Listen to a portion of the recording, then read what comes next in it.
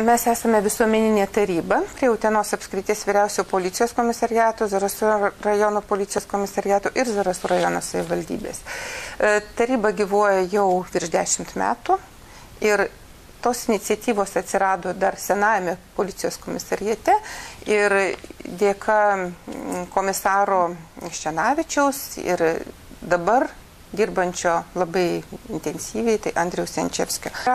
Patariamasis daugiau organas, yra pastebimasis organas, kuris gali pasiūlyti rūpimas problemas ir sprendžiamas problemas mūsų mieste, rajone. Ir šiandien buvo susirinkę tarybos nariai ir pakvietė daug svečių dėl rūpimų klausimų, kurie susikaupė per daugelį metų. Tai dėl vaikų ir tiksliau nepilnamečių buvimo viešose vietose laiko apribojimo sprendimo, todėl kad tas sprendimas yra jau labai senas savivaldybėje ir priminimo, ar tai žino gyventojai ar ne.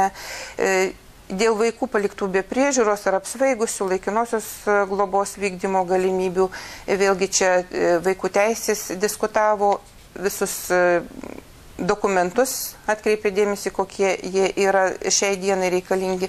Ir tiesiog šių klausimų nutarimai buvo daugiau akcentuojami, kad viešinti žmonėms, paskelbti spaudoje, renginių afišuose ir daugiau atkreipti savivaldybės tarybai, gal kada nors pasikeis ir tas įstatymas, kurie vadovaujasi irgi vyriausybės įstatymais.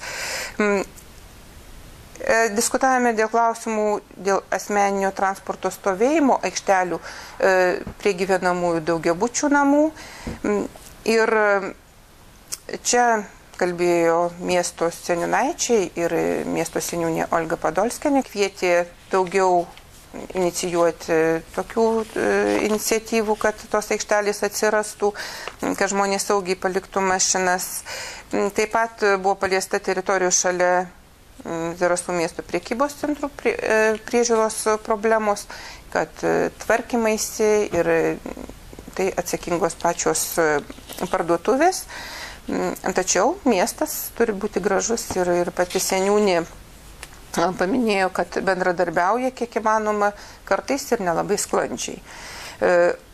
Dėl gyvūnų laikymo Zarasų rajono savivaldybės teritorijos gyvenamosiose vietovėse, taisyklių laikymosi užtikrinimo bei kontrolės, klausimas labai opus ir jisai dažnai mūsų taryboje gvildenamas ir turbūt nėra iki galo įsprendžiamas, kol nebus dar sykį peržiūrėtos taisyklės, kol nerasime bendrų kažkokių susitarimų, kaip mylėti gyvūnus, kaip jais rūpintis ir tikimės, kad kažkada tai pajudės tų problemų sprendimas, ne vien tik tai, kad gyventojai galėtų vedžioti šuniukus saugiai, kačiukus šerti maloniai ir taip pat visus kitus gyvūnus prižiūrėtų saugiai ir miesto nedarkytų.